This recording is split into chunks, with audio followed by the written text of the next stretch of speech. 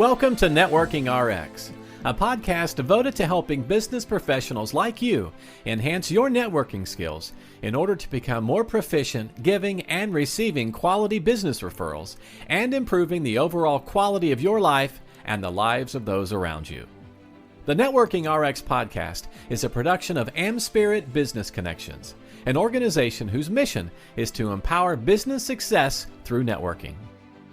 Welcome back. A couple weeks ago, for our listeners, I re-released an episode. It came out on October 14th. It was episode 148, and it was originally called "The Four Horsemen of the Doomed Relationship." And if you listen to it, whether when I originally released it a couple years ago or the re-release just a couple weeks ago, I shared about the work of Dr. John Gottman, who is he's sort of a relationship expert, and I'm of the mind that relationships are relationships, professional relationships, a personal relationship. God doesn't give us two brains. We have one brain. We know relationships. But in there, he talks about the four horsemen of the doomed relationship and the things that they see in doomed marriages, and they have a prediction rate that's really high. It's in the 90s, and the four things are criticism, contempt, defensiveness, and stonewalling. Those were the four horsemen of the doomed relationship, and it's a great lead-in for my conversation today. I've got an interview today with Dr. Odi Abu Chakra. Is that right? Obi Chakra. That was pretty good. All right. Well, just learned it, working on it. But anyhow, Odi, we'll go with Dr. Odi. He is a 23-year practicing chiropractor by day, and then by night, he's a coach, speaker, and author. And we're going to talk about a book that he co-wrote. He's the founder of Inspired Results Performance Coaching, and he does training and education on what he calls the ABCDEs: attitude, breathing, correct posture, diet, and sleep, for the purpose of impacting not only health, but human performance. He's considered to be a chiropractor with a twist. He's got kind of a lot that he does. And Dr. Odi is Dr. Odi is the former executive director of BNI in Abu Dhabi, which is in the United Arab Emirates. And it's 4 o'clock for him. It's about 8. Well, at this point, it's 5 o'clock for him. We've been doing a lot of pre-work, but he's the co-author of the Amazon best-selling book, Work Your Network with the 4 C's, which he co-authored with none other than Dr. Ivan Misner, who is, for those who know, the founder, former CEO of BNI, but he's dubbed the father of modern networking by CNN and Forbes. Odi, welcome. Thanks for making the time late in the afternoon for you, early in the morning here in the States.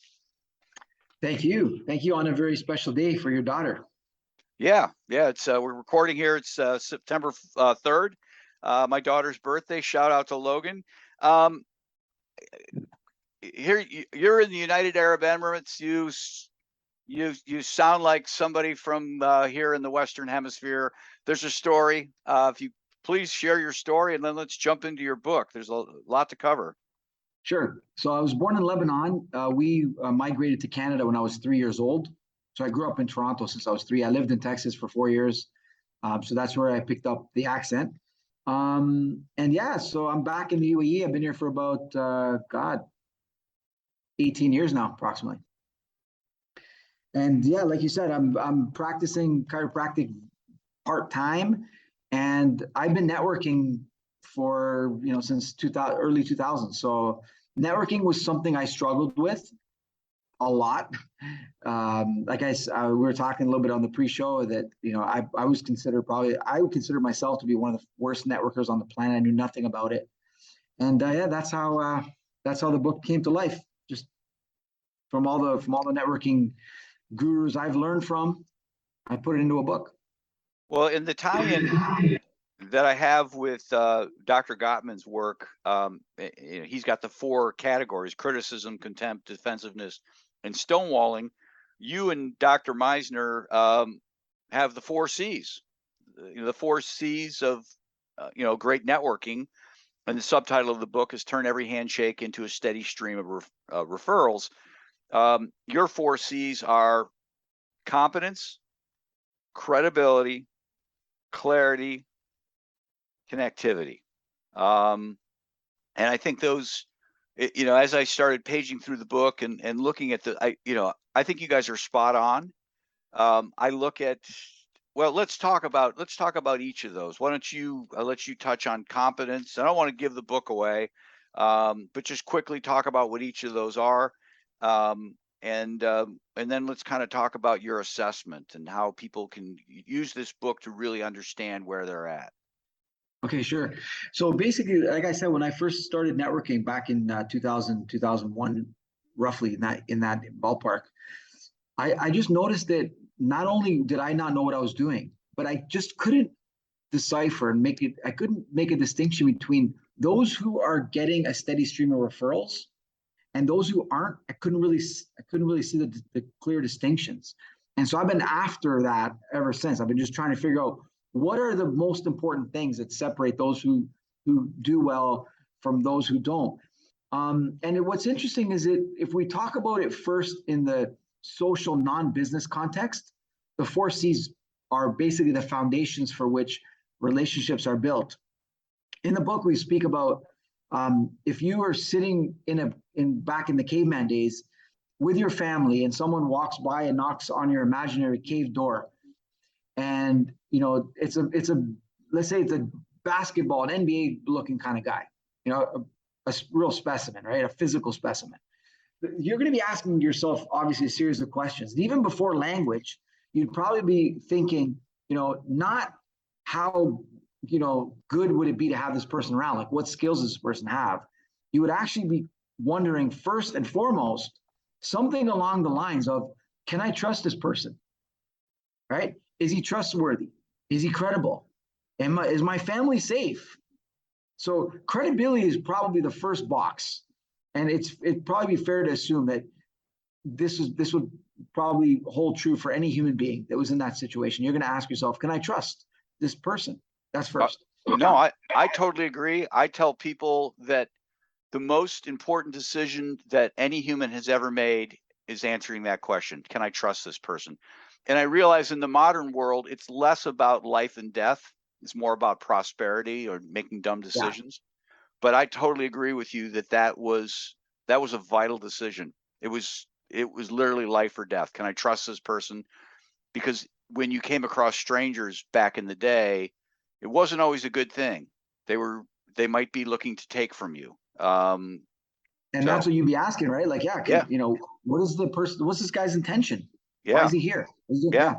And so even if this guy then turned around, climbed a coconut tree in a second, like in a flash, sliced it open with his hands and gifted it to you. Right. I still think that although you'd be impressed with that, you'd still be asking the same line of questions, because competence, which is the second C, is irrelevant unless credibility has been established. I totally agree. Yeah. I look at it in terms of, let's say, a handyman, somebody's coming to your house to repair things, right? Yeah. The credibility piece is the trusting piece. When they say, hey, I need $500 to go get materials, you're trusting that they're actually going to go get materials. Let's say they're replacing a door, right? The competence piece is them actually coming and knowing how to do it. Fair? 100%. Competence is know-how. It's skill set. Okay, good. Yeah. And credibility, we talk about it reflecting your reputation.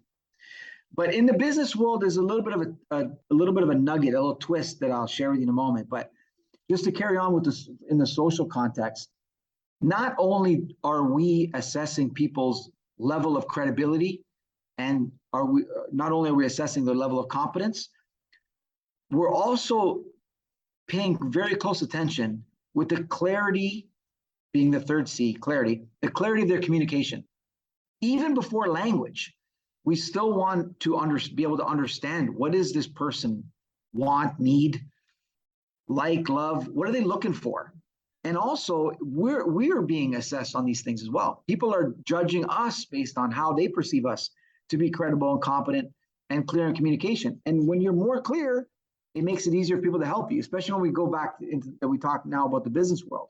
You know, if you're clear in a referral organization, it just becomes a lot easier to give a referral to someone because you know exactly what they're looking for. When they're not clear, it just goes over your head and you don't know really what they want, even though you want to help them. The intention to help them is there. But if you don't know what they're looking for, how can you fulfill that? The last one is connectivity. And connectivity is a new term, relatively new term, and it reflects the quality and quantity of your connections.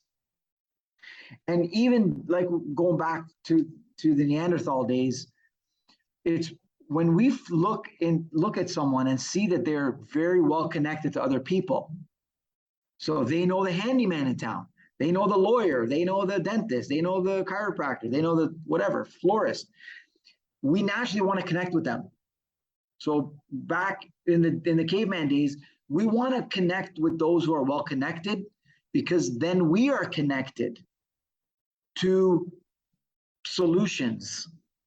And therefore, when we're in difficult situations, we know who the go-to person is. So it's quite human nature to look at someone and consciously or subconsciously, or to be able to judge and assess the level at which they're playing when it comes to these four really important human factors when it comes to the way relationships are built.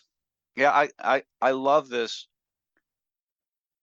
People look at the notion of networking as, I know Dr. Meisner is he's dubbed the father of modern networking, but networking it's been with us forever. We have Zoom. You and I are talking over Zoom. We're 8 hours apart. But we networked long before this. We networked before we had any form of communication. Like as you're indicating, before we even had any sort of language, we were networking. We were looking for these 4 C's. We were looking for these things that we could draw upon. Again, do I trust people? I can trust them, but are they all thumbs with whatever they're doing? Right. Can you trust they're good at their job? Yeah. Yeah. Do I understand what that job is? Now who can I connect them to, or who can help them? Who can they help? Understanding those sorts of things as well. Now in the book, you pull together an assessment. You use the term confidence. There's kind of a, obviously this is an audio only podcast, but it's really kind of a chart as to how people move along, and they get this confidence with respect to the number of referrals. As time goes on, they kind of move up. It's not a bell-shaped curve. It's an ascending curve. You call it the referral confidence curve. Yes, I don't call it that. That's a concept actually from BNI. Okay. So basically what it's saying is that, over time, once you have a relationship with somebody, it takes time before you reach this confidence point. And once you reach this confidence point, very little business is happening before that. They may test you out just to see kind of how good you are at your job. But after that confidence point, once you reach that threshold, that's when referrals can really take a sharp turn. And so as I was saying, so in business, it's just a little bit of a twist, because we talk about the fact that we actually put it's competence before credibility in the business world, because it doesn't matter how much you trust someone. And I speak in the book about, like, I give the example of someone who's, playing, his son, let's say, or daughter, is playing football with mine. Mm-hmm. And I trust this person so much that I would even entrust him with watching my kids if I was stuck at the clinic or coaching someone or doing a talk, for example, right? Yep. I literally trust him with the most valuable thing in my life, which is my kids. Yep. But that doesn't mean I trust that he's good at his job. That doesn't mean I'm going to give him a business referral to take care of my friend's teeth because he's a dentist. I still don't, that still doesn't give me any insight as to his level of skill or competence. So trust isn't enough. Trust is a must in relationships at large, but in business, trust isn't enough because we need to tick that competence box first and foremost. Now, here's what's interesting is that someone else who I trust very well and who I have a great relationship with may now make an endorsement for this person, right? And all of a sudden, the initial person who has, I have a strong relationship with. Once he makes that endorsement, all of a sudden that box gets ticked automatically for me. Yeah, you're essentially, well, you're borrowing trust is really what it boils down to. Right. Yeah. And all of a sudden I see him as competent because he doesn't have to, I can't wait for him to work on my teeth before I trust that he's competent. Right. But if I talk to someone who I trust very well and I know very well, and he says this person did a good job, that's when I give him a chance. Yeah. And then I start listening for the other C's. How clear is he communicating the solution to me about my problem? Right.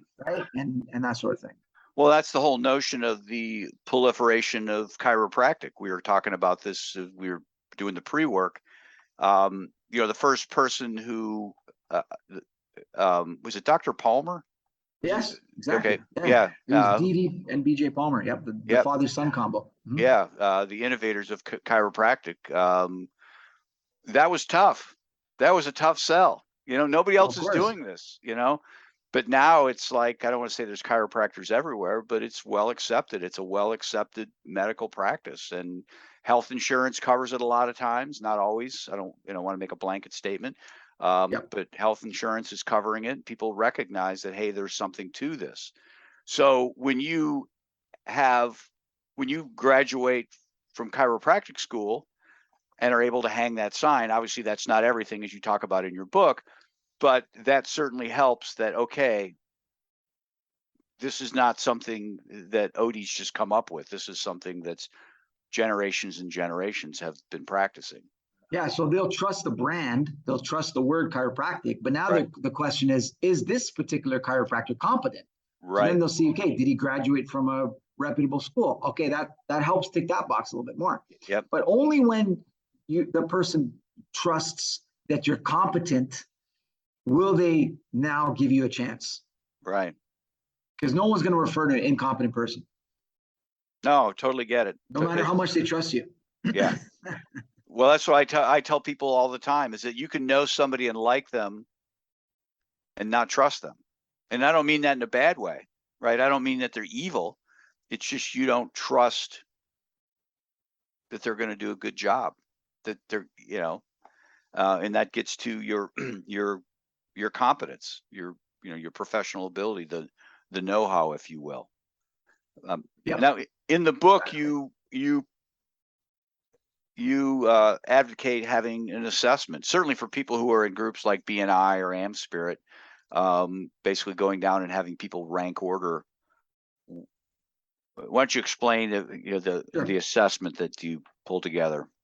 Absolutely. So here's the interesting part, right?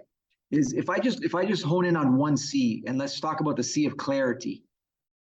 So if you were, this would be a very interesting survey, but my guess would be if I asked everyone to rate themselves on how effective they are as communicators, the majority of people, not all of them, because some people say, hey, look, I'm not so good, but the majority of people would rate themselves favorably. Mm-hmm. Yeah, I'm a pretty articulate person. But now if you ask their peers, right, how clear they communicate or the clarity of their communication, they may not rank as high. So there's a mismatch. Most people think they're effective communicators, yet most people rank other people less than favorably when they're assessing their way they speak. So the 4 C's assessment allows you to get a peer-to-peer review of where you stand when it comes to these 4 C's. So imagine an AmSpirit, or if you're in a BNI chapter, or you're not even in a networking group, you have your own organization, a law firm, and every person in the firm has a piece of paper, a document with everyone's name on it, let's say 1 to 20. And so I would sit down, I'd get this sheet, and I would rate person number one as, let's say, he scores 9 in terms of competence, 9 in terms of credibility. He scores 4 in terms of clarity, and let's say 9, just to make the number simple, 9 in terms of connectivity and being well connected. So now this person, if everyone ranked him the same way I just did, and he gets an average of, let's say, 9949, it makes it very easy for him to know where he stands in the eyes of his peers, his or her peers. And also knows not only what C he needs to work on, which is clearly clarity, that, man, these people aren't getting me. Maybe I'm speaking too much, as you mentioned. I'm speaking too much jargon and technical lingo and that kind of thing. But this person also now knows what you can stop working on, or at least maintain. They trust you, man. You score 10 credibility. They all trust you. Stop trying to prove yourself. Yes. What they need now is a clear understanding of what exactly you do so that they can help you. Yeah, I totally get.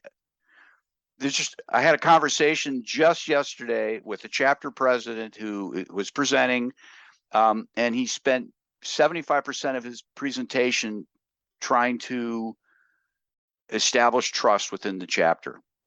And I pulled him aside after the meeting and I said, man, these people made you president. They trust you.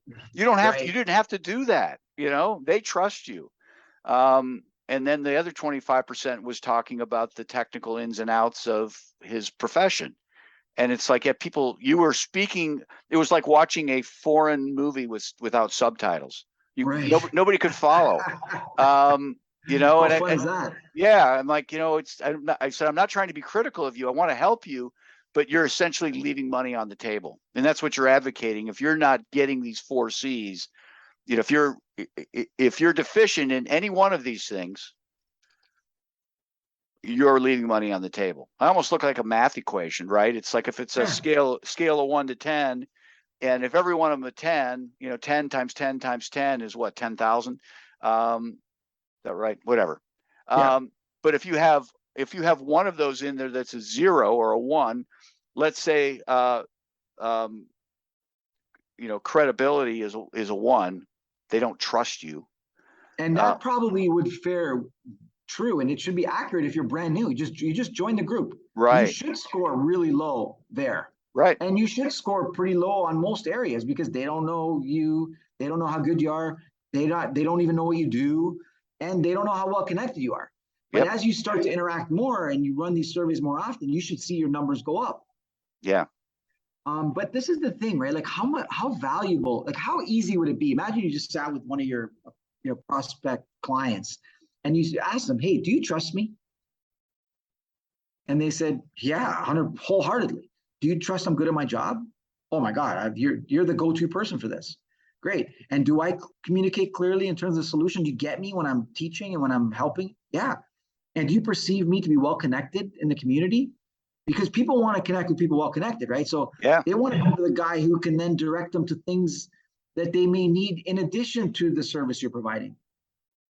But you can't just do that. You can't ask someone because, number one, that's why we recommend running these surveys anonymously, is number one, people will not give you necessarily wholehearted critical feedback because they don't think you're ready, you can handle it. And second, most people can't handle it. So even if you ask, hey guys, do you think I'm clear in my communication? They're not going to just throw a number that's sub average to you, very easily because they're concerned how you're going to take it. Right? They don't want to hurt your feelings. Right. It's like the whole how do I look kind of thing, right? You want to be careful when you answer that. But this is what the survey does. It allows you to get that information without having to ask it because it's not a very natural thing to do. Right. And you're not going to get it accurately. This you'll get accurately. There's a concept called radical transparency that some companies adopt, but which is being totally transparent. Ray Dalio's book, Principles, he talks about this. And what we said in the book is that we recommend that this is anonymous. Unless you've started to develop a culture within a chapter or organization of radical transparency where people are throwing stuff around left, right, and center. I know a lot of sports teams that I work with and that I played with where, they won't think twice about telling you what they think about you. Right. But these guys can handle it. it Yeah. appears that they can handle it anyway. I don't know how they're feeling afterwards when they go home. Are they emotional about it or not? But yeah, I think doing it anonymously is a really good idea to see where you stand. I totally agree. I say often that the nice thing about people, the great thing about people is they're really nice. And the Yeah. bad thing about people is they're really nice. You're really And nice. yeah, and they could totally not understand something. There could be something that's a little thing that they don't trust you about. Everybody doesn't trust you about, and they won't You'll say never know what something. it is. Yeah, Yeah. they'll talk behind your back, and they're not mean about it, but it's just they don't want to hurt anybody's feelings. Let's switch gears here. We could go on forever. Sure. I want to give you an opportunity to talk about inspired results in your coaching and training, and how the audience could help you with, types of things you're doing, how they can get a hold of you. Sure. Yeah, so basically, I started off as a chiropractor, but what I noticed very, very quickly in my first year is that most health problems that people come in with are not due to the physical stuff. Now, many times they are. So that's why the ABCDEs are A for attitude, which is the mind. I find that the majority of cases that I see as a chiropractor after 23 years have stress, fear, or some sort of emotional issue at the root of it. In fact, my next book that I'll be releasing soon is called Fear Forward, and it's about that very point and how you can not only overcome fear, but how you can leverage fear to overcome obstacles in your life. I have been saying for a long time that fear sits at the center of your problems, but it also stands at the center of your solutions. So that's the A. That's the attitude stuff. And most of the things I do, I'm a part-time chiropractor by night, but by day, I'm mostly coaching, writing books, and speaking on this subject. This is my favorite subject in the world, and that's why, as you notice, the 4 C's is a psychology kind of book. It's the psychology of referrals, and everything I do, pretty much, I just love the mind stuff. And I studied psychology at University of Toronto. But anyway, so then the other letters have to do with the physical world, and they're breathing for the B, chiropractic, correct posture for the C, diet, exercise, sleep. These 6 things, interestingly enough, are at the root of most spinal problems, general health problems, but also they are, if you can maximize them, they are 6 human performance factors that help you perform and excel, whether you're a business person, an athlete, a grandma, or a teenager. Great. Best way for people to get a hold of you, Odie? Yeah, so my website, drodie.com, which is being revamped as we speak, and that's DR for doctor, and then Odie, OUDI.com. I will put that in the show notes. Perfect. I will put that in the show notes. It's DROUDI, correct? Correct. Okay. Odie, I appreciate your time on the program today. It's been a pleasure, my friend. Can't wait to do it again. Thanks for joining us on the Networking RX podcast. Please put what you've learned into action today and let us know if you have questions, comments, or ideas for future topics. You can email them to us at podcast@amspirit.com. That's AMSPIRIT.com. Finally, so you never miss an episode, be sure to subscribe to the Networking RX podcast through iTunes, Overcast, or however you receive your podcasts. Now get out and network with someone. The Networking RX podcast is the copyright production of AmSpirit Business Connection. All rights reserved.